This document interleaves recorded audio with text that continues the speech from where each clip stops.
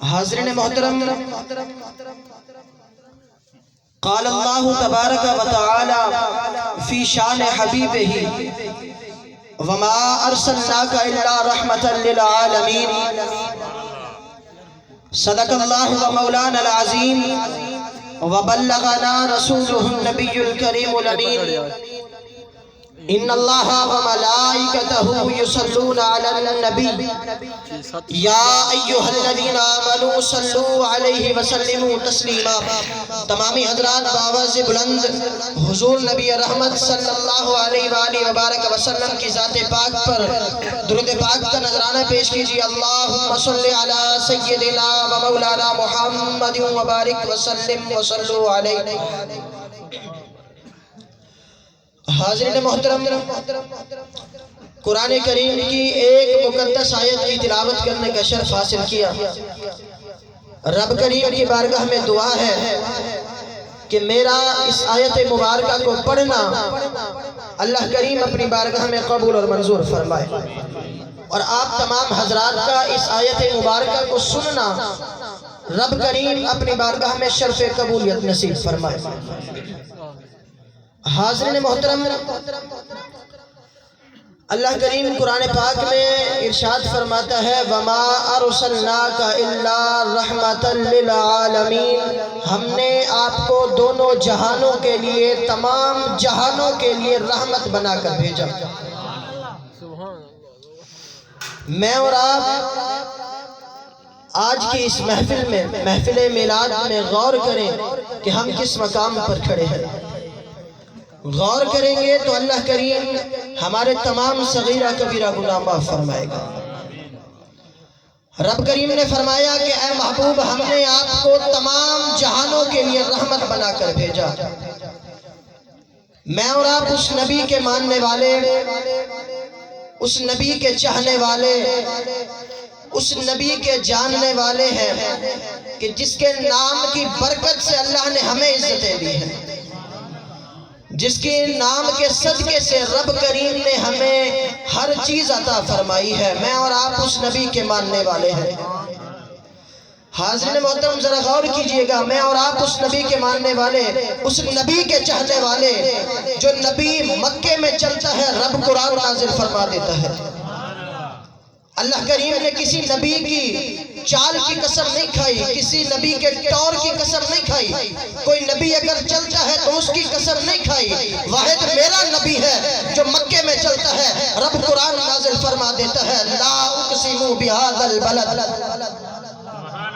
میرا نبی اتنی عظمتوں کا حامل، کسی شے کی، کسی نبی کی اللہ کریم نے قسم نہیں کھائی، لیکن میرا نبی اتنی عظمتوں کا حامل، میرا نبی اتنی شانوں کا حامل ہے۔ رب کریم کہتا ہے وَالضُّحَىٰ وَاللَّيْلِ إِذَا سَجَىٰ مَا وَدَّعَكَ رَبُّكَ وَمَا قَلَىٰ۔ کبھی کہتا ہے یا ایھا المزمل، کبھی کہتا ہے یا ایھا المدثر، کبھی کہتا ہے یاسین، کبھی پکارتا ہے طٰہٰ۔ میرا نبی اتنی عظمتوں کا حامل جس کی شان بیان کرنے کے لیے رب نے سارا قرآن نازل فرمایا۔ میں اور آپ اس نبی کے ماننے والے، اس نبی کے چاہنے والے، اس نبی کے جاننے والے ہیں۔ روایات میں آتا ہے، تاریخ کی اگر کتابوں کو اٹھا کر ہم پڑھیں تو روایات میں آتا ہے کہ 12 نبی ہیں، 12 نبیوں نے حضور کی امت میں ہونے کے لیے دعا کی کہ اللہ ہمیں اپنے نبی کی امت میں پیدا فرما۔ حضرت ابراہیم خلیل اللہ ہے، کعبہ تعمیر کرنے کے بعد، کعبہ تعمیر ہو چکا ہے، کعبہ تعمیر کرنے کے بعد رب کی بارگاہ میں ہاتھ اٹھا کر دعا کر دیتے ہیں ربنا وابعث فیہم رسولا۔ میرے کریم، کعبہ تعمیر کر دیا ہے، تیرے گھر کو بنا دیا ہے، ہم نے کعبہ تعمیر کر دیا ہے، اب میں ہاتھ اٹھا کر دعا کرتا ہوں اس رسول کو بھیج بھیجے۔ انتظار کر کر کے آنکھیں بوڑھی ہو چکی ہیں، کب وہ آئے گا؟ انتظار کر کر کے آنکھیں بوڑھی ہو چکی ہیں، اب اس رسول کو بھیج بھیجے۔ حضرت عیسیٰ نے نام بھی بتا دیا، اللہ تبارک و تعالیٰ نے قرآن میں ذکر کیا، قرآن کے اندر 28واں سپارہ ہے، اللہ کریم نے ذکر فرما دیا۔ حضرت عیسیٰ نے کہا مبشرا برسول یاتی من بعد اسمہ احمد، فرمایا لوگوں میں جا رہا نبی آنے والا ہے اس کا نام احمد ہوگا۔ سوال پیدا ہوتا ہے یہاں پر کہ حضور کا نام تو محمد ہے، حضور کا نام محمد ہے، فرمایا کہ لوگوں میں جا رہا ہوں لیکن میرے بعد جو نبی آئے گا اس کا نام احمد ہوگا۔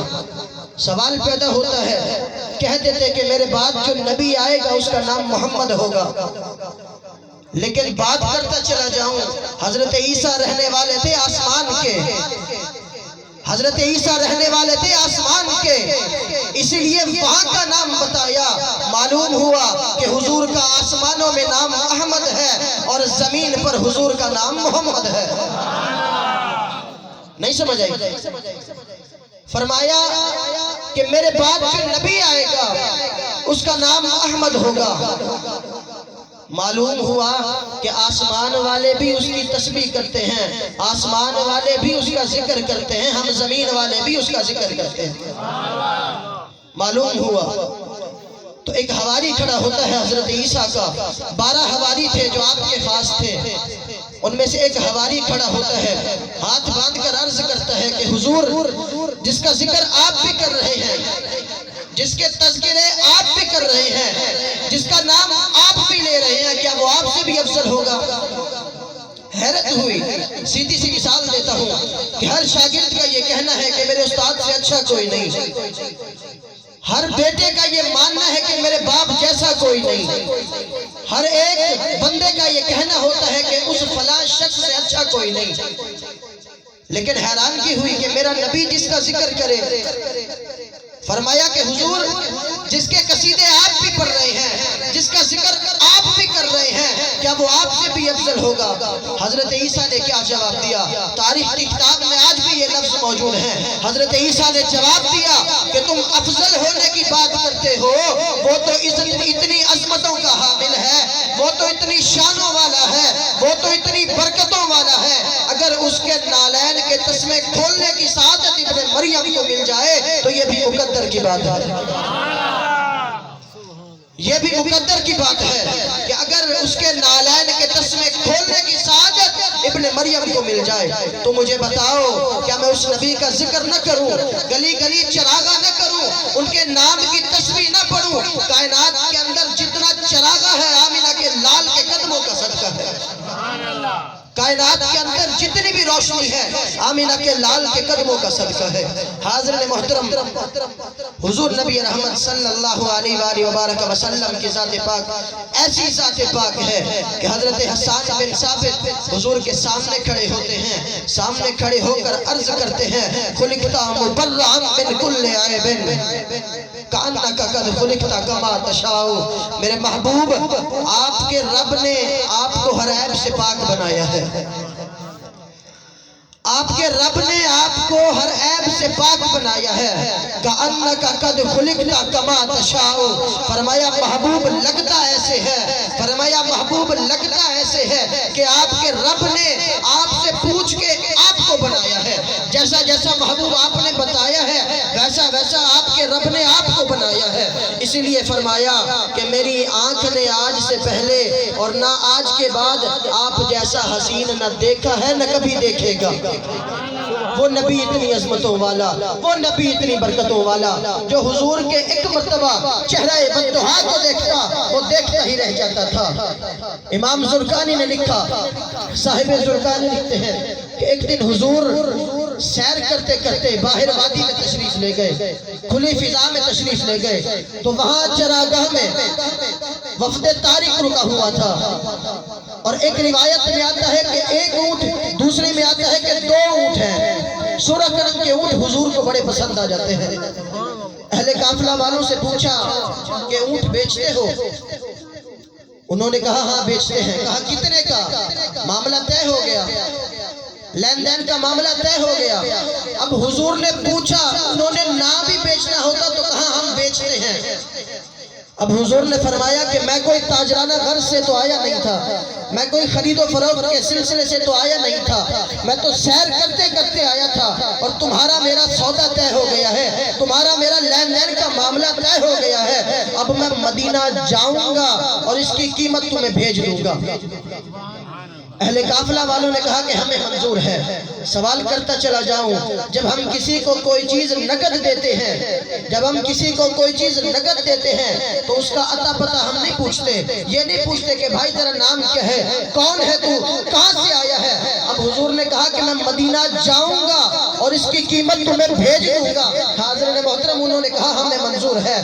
پھر کہا کہ حضور نے اونٹوں کی لگام پکڑی، لگام پکڑ کر مدینہ کی طرف روانہ ہو گئے۔ سارا اہل قافلہ حضور کو تکتا رہا۔ کچھ دیر کے بعد جب نگاہوں سے ہٹے، جب نگاہوں سے اوجھل ہوئے تو دل پر ہاتھ رکھا، آنکھوں کو بند کیا۔ کچھ دیر کے بعد جب سکتے سے باہر آتے ہیں، ایک دوسرے کو کہنے لگتے ہیں کہ یار ایک شخص آتا ہے، اونٹ ادھار پر لے جاتا ہے، تم میں سے کسی نے اس کا عطا پتہ ہی نہیں پوچھا کہ وہ کون ہے، نہ اس نے کوئی ضمانت دی ہے اور نہ ہم میں سے کوئی اسے جانتا ہے، نہ اس نے کوئی چیز ہمارے پاس گروی رکھی ہے۔ تو کہا کہ کسی نے اس کا عطا پتہ ہی نہیں پوچھا۔ ان میں سے کہنے لگا کہ یار جب وہ آیا تھا نا، میں تو اس کے چہرے کو دیکھتا رہا۔ غور کیجئے گا، کہا جب وہ آیا تھا نا میں اس کے چہرے کو دیکھتا رہا۔ دوسرے سے پوچھا تجھے کیا ہوا؟ کہا کہ یار میں تو اس کی آنکھوں میں ڈوب گیا تھا، میں اس کی آنکھوں میں ڈوب گیا۔ تیسرے سے پوچھا تجھے کیا ہوا؟ کہا کہ یار جب وہ بات کرتا تھا نا منہ سے پھول جھڑتے تھے، میں اس منظر کو دیکھتا رہا۔ چوتھے سے پوچھا تجھے کیا ہوا؟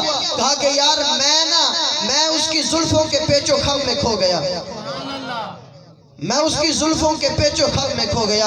ان میں سے ایک شخص کہنے لگا کہ جو بھی ہو تم اس کے حسن میں کھو گئے، تم اس کے حسن میں مست ہو گئے، اور وہ اپنے حسن کا جادو جگا کر تم سے تمہارا قیمتی اونٹ ہتھیا کر لے کر چلا گیا۔ لفظ سنیے گا، جب کہا نا کہ تم اس کے حسن میں کھو گئے اور تم سے تمہارا قیمتی اونٹ ہتھیا کر لے کر چلا گیا، تو اب تک خاموش بیٹھی خیمے کے اندر قافلے کی سردار کی بیوی نے خیمے کا پردہ سرکایا، قافلے والوں سے مخاطب ہو کر کہا کہ انا ضامنۃ لثمن جبلکم لا یعتر بکم، اگر وہ قیمت نہ دینے آئے تو قیمت میں دوں گی، خبردار اگر کسی نے ایک لفظ بھی اس کے بارے میں کہا تھا۔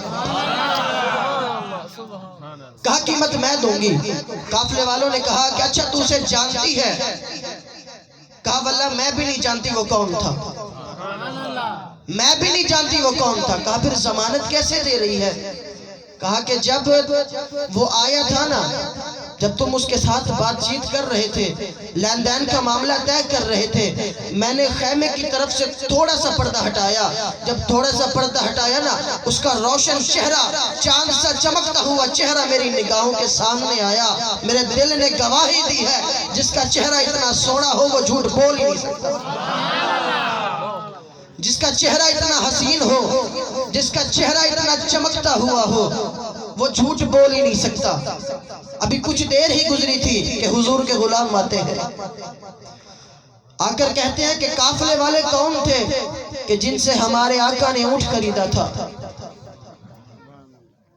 قافلے والے کون ہیں؟ قافلے والوں نے کہا کہ جی ہم ہیں۔ کہا یہ حضور نے تمہاری ضیافت کے لیے کھجوریں بھیجی ہیں اور یہ تمہارے اونٹ کی قیمت ہے۔ امام زرقانی نے لکھا کہ پورے قافلے والوں نے کہا کہ قیمت کو چھوڑو، قیمت ہم بعد میں لیں گے، ہم تو خود ہی بک گئے، قیمت ہم بعد میں لیں گے، قیمت کو چھوڑو، ہم خود ہی بک گئے۔ ذرا ہمیں بتاؤ نا وہ سونا کہاں پر رہتا ہے، وہ چاند کی طرح چمکتے ہوئے چہرے والا کہاں پر رہتا ہے، ذرا ہمیں تو بتاؤ۔ حضور کے غلاموں نے کہا کہ وہ سامنے تمہیں کھجوروں کا جھنڈ دکھا